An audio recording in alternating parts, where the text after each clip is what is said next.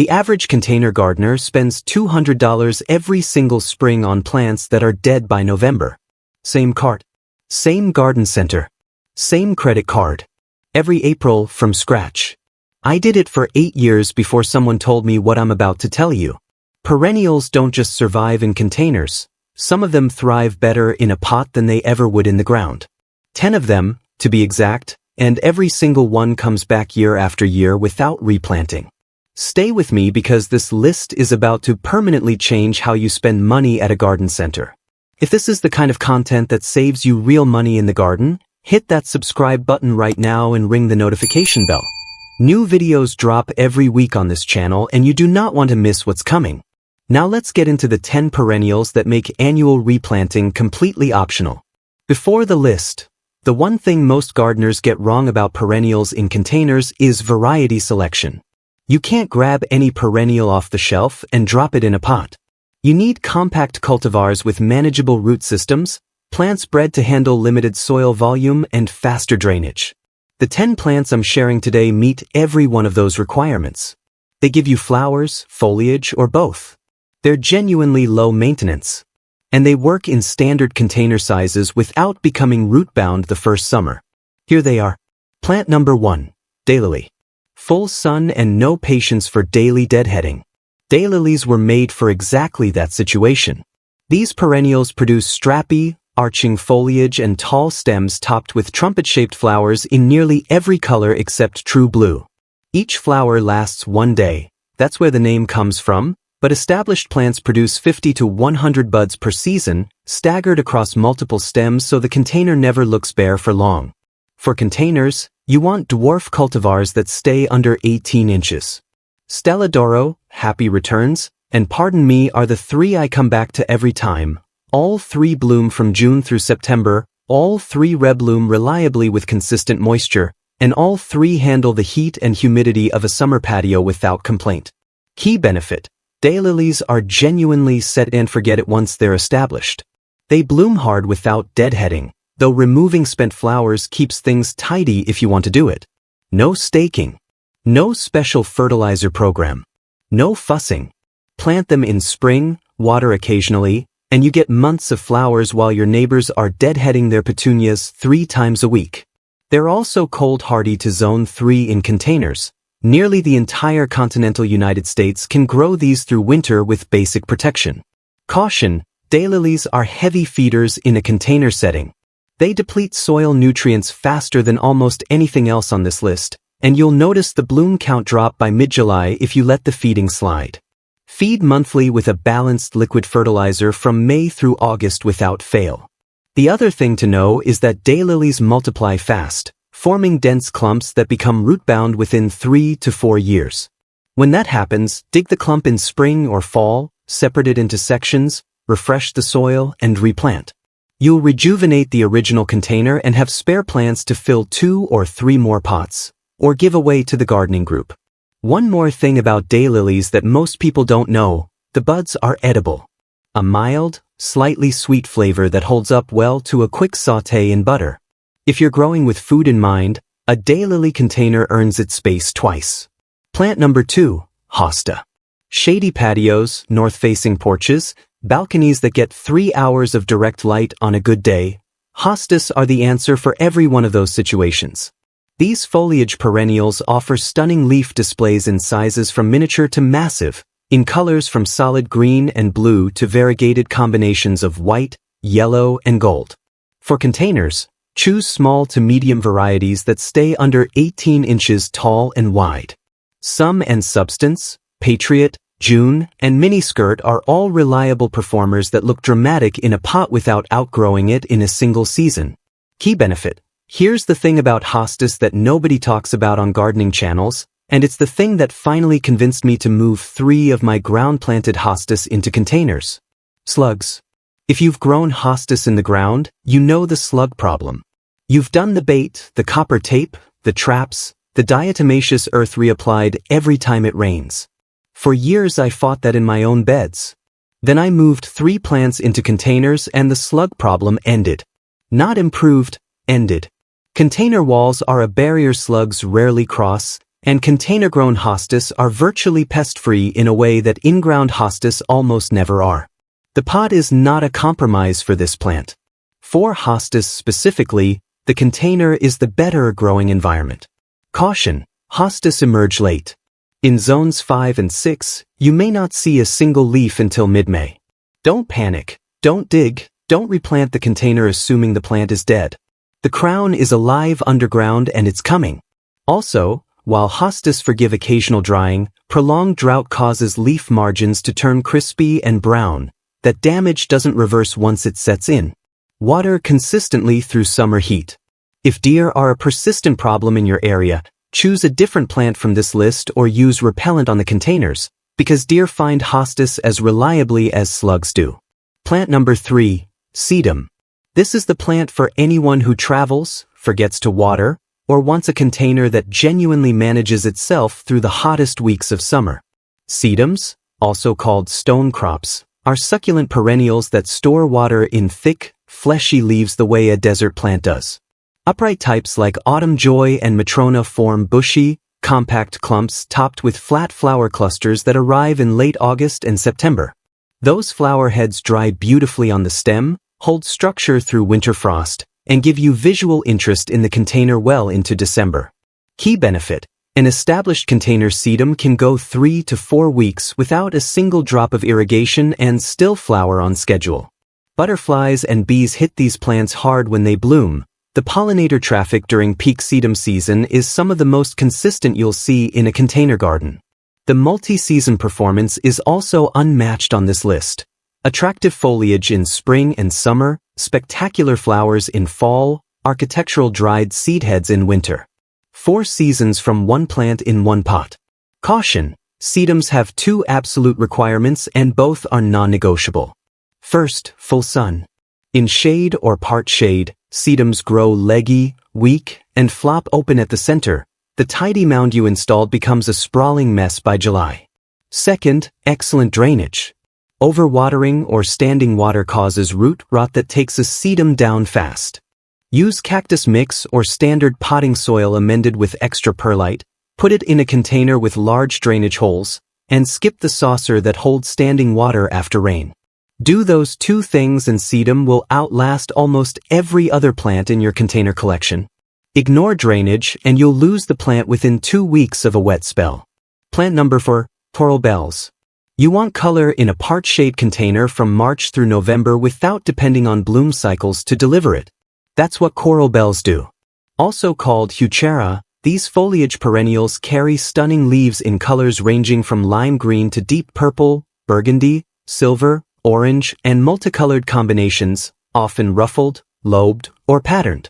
Delicate flower spikes rise above the foliage in late spring and early summer, but the leaves are the real performance and they run from spring emergence to hard frost without interruption. Key benefit: coral bells stay compact, typically 8 to 12 inches tall and wide, making them one of the best scaled plants on this list for small to medium containers. An established plant provides 8 to 9 months of reliable foliage color in zones 4 through 7, more sustained visual impact per dollar than any annual you'll find at the same price point. New varieties come to market every season with increasingly striking colors, which means you can grow coral bells in 10 different pots without repeating yourself. Caution: in cold climates, freeze-thaw cycles push the crown upward out of the soil. Frost heaving and an exposed crown going into March wind without soil cover will desiccate before the plant breaks dormancy. Make a habit of checking your coral bells containers in early March and pressing any heaved crowns back down, or adding fresh potting mix to cover exposed roots. It takes 60 seconds and it's the difference between a full container and a dead one come April. Some varieties, especially certain purple leaf types, are also shorter lived, 3 to 5 years before they start declining. Propagate by division before that decline sets in and you'll always have a healthy replacement on hand. Plant number 5, ornamental grasses. Ornamental grasses are one of the most underused plants in container gardening, and the reason most people skip them is that they picture the enormous clumps of maiden grass they've seen overtaking a landscape bed. That's not what I'm talking about. Compact varieties, blue fescue, dwarf fountain grass, and hakanekloa, which is Japanese forest grass, are specifically bred for smaller spaces and they perform beautifully in containers. Blue fescue gives you spiky silver blue tufts that hold form through winter. Dwarf fountain grass cascades outward in soft, feathery plumes that catch every light breeze. Hakanekloa is the one for shade, cascading mounds of green that turn gold in fall and outperform nearly every other shade-tolerant plant for textural interest. Key benefit: ornamental grasses bring movement and sound to a container garden in a way that flowering plants simply can't replicate. They sway and rustle at wind speeds that wouldn't visibly affect a hosta or a coral bells, and that constant subtle motion makes a patio or deck feel like a living space rather than a static display. The annual maintenance requirement for container grasses is one task: cut back to 3 to 4 inches above the soil line in early spring before new growth emerges. 5 minutes per container, once a year. That's the complete annual care requirement. Caution: choose compact varieties specifically and don't negotiate on this. Full-sized ornamental grasses grow massive and outgrow containers in a single growing season. Once they're that established, you can't bring them back to container scale. Look for the words dwarf, compact, or small in the variety name and verify the mature size before you buy. Also, most grasses are deciduous and die back to the ground in fall. The dried foliage holds winter interest, but if you dislike the dormant look, pair your grass containers with evergreen perennials so there's always something to look at during the off-season. Plant number 6, Perennial Salvia. Perennial salvias are flowering machines that run from late spring through fall with minimal care. They produce tall, dense spikes of tubular flowers in blue, purple, pink, red, and white, and they draw hummingbirds, butterflies, and bees so reliably that a container with May night or caradonna blooming in it never sits quiet. The foliage is aromatic, a clean, herbal scent that releases when you brush past it, which adds a sensory layer to a patio or deck that purely visual plants can't provide. Key benefit: compact salvia nemorosa cultivars like May night, caradonna, and Marcus stay between 18 and 24 inches tall and bloom for months without becoming invasive or outgrowing the container. They're extremely heat-tolerant, handling the kind of July and August conditions that slow down most other perennials on this list. They're also pest-free, disease-free, and deer-resistant, a combination that means once you plant them, the only thing you're managing is a midsummer cutback, not a pest schedule. Caution: salvias need excellent drainage and they don't forgive wet feet. In a container without drainage holes, or sitting in a saucer that holds standing water, root rot begins within 10 to 14 days of waterlogging. Use containers with large drainage holes and don't let them sit in accumulated water after rain. Also, not all salvias share the same cold hardiness. Salvia nemorosa types, May night, caradonna, Marcus, are hardy to zone 4 and reliable across most of the country. Salvia granitica types are only hardy to zone 7 or 8. Verify the species before purchasing, because a zone 7 plant in a zone 5 container winter won't come back and there's nothing you can do once it's planted. After the first flush of blooms fades in early July, cut the entire plant back by 1/3. Not a light trim, a real cutback. That single step drives a strong rebloom by September that carries the container through fall. Plant number 7, Coreopsis. Coreopsis, also called tickseed, is a North American native perennial that produces masses of daisy-like flowers in shades of yellow, orange, pink, and red from early summer through fall. Modern compact varieties stay under 18 inches tall and bloom continuously without deadheading. Zagreb, Moonbeam, and the Leading Lady series are the 3 I recommend most. All of them form neat mounds of fine-textured foliage covered in flowers for 5 full months, and all of them attract butterflies with a consistency that rivals plants twice their size. Key benefit: Coreopsis is genuinely carefree in a way that most plants that claim to be aren't. Modern varieties bloom continuously from June through October without a single deadheading session. The plant's lifespan in a container with proper drainage and lean soil runs 5 to 7 years. Cold hardy to zone 4. The fine, delicate foliage texture also works beautifully as a visual contrast to the broader-leaved plants on this list. Pair Coreopsis with a hosta or coral bells and the combination looks intentional and polished without any design effort. Caution: Coreopsis is a plant that performs worse with more care, not better. Fertilize heavily and you'll get lush, dark foliage, significantly fewer flowers, and stems that need staking by August, the opposite of what you're growing it for. Plant in lean potting mix, water only when the top inch of soil is dry, and fertilize no more than once in early spring with a low nitrogen formula. The plant will reward that restraint with 5 months of bloom. Also, in hot and humid climates or in heavy, poorly drained soil, Coreopsis can be shorter-lived. Some plants decline after 4 or 5 years rather than the full 7. When that happens, divide and replant, or start fresh from a new container. The plant self-propagates readily by division. Plant number 8, Cranesbill geranium. Cranesbill geraniums, also called hardy geraniums, are not the annual geraniums you find stacked at the garden center entrance every May. Those are tender pelargoniums, and they're annuals. These are true perennials with 5-petaled flowers in blue, purple, pink, and white, and attractive foliage that often turns red or burgundy in fall. They bloom from late spring through summer and frequently rebloom in early fall without prompting. Key benefit: Cranesbill geraniums provide that soft cottage garden aesthetic, the relaxed, naturalistic look that makes a container feel like it grew that way rather than being assembled, and they deliver it with almost no care. Geranium rose-end blooms from May through first frost in zones 5 through 8 with no deadheading required. The fall foliage color is a genuine bonus, adding a second season of visual interest after bloom ends. Varieties in the sanguinium group stay smaller and form neater mounds if you prefer something with a tighter habit in the pot. All of them are pest-free, disease-free, and deer-resistant. Caution: after the first bloom flush in June, Cranesbill geraniums open up at the center and start to look tired. Shear the entire plant back by 1/3 immediately after that first flush, not a cleanup trim, a real shearing, and it grows back denser and reblooms strongly by late August. Without that mid-season cutback, the plant looks progressively worse from July through September and you lose the fall performance. Also, not all varieties are equally cold-hardy. Most are reliable to zone 5, but some tender varieties only hold to zone 7. Check the specific cultivar before purchasing, not just the general category. Plant number 9, Campanula. Campanulas, also called bellflowers, are charming perennials with bell-shaped or oyster-shaped flowers in blue, purple, white, and pink. Trailing types like Campanula poskarskiana and portenschlagiana are the ones I use most in containers.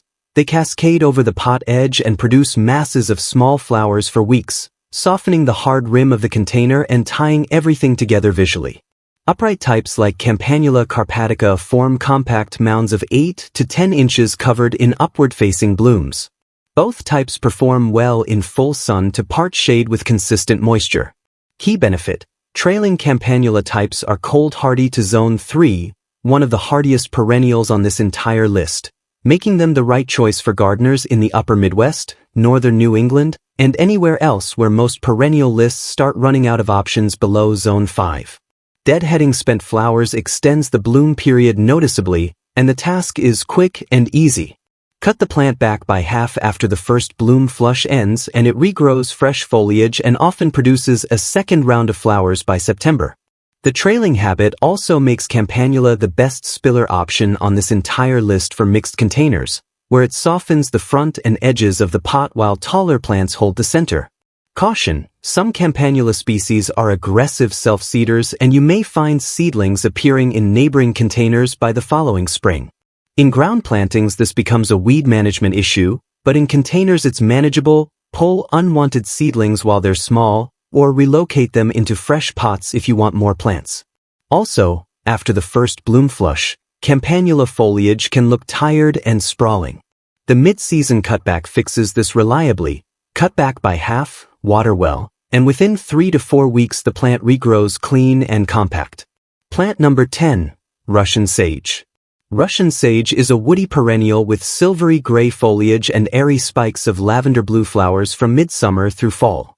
The entire plant is aromatic, a pleasant sage-like scent that releases when you brush against it or when the wind moves through it. The appearance is light and open, almost ethereal, and it contrasts beautifully with every broad-leaved perennial on this list. For containers, stick to compact varieties.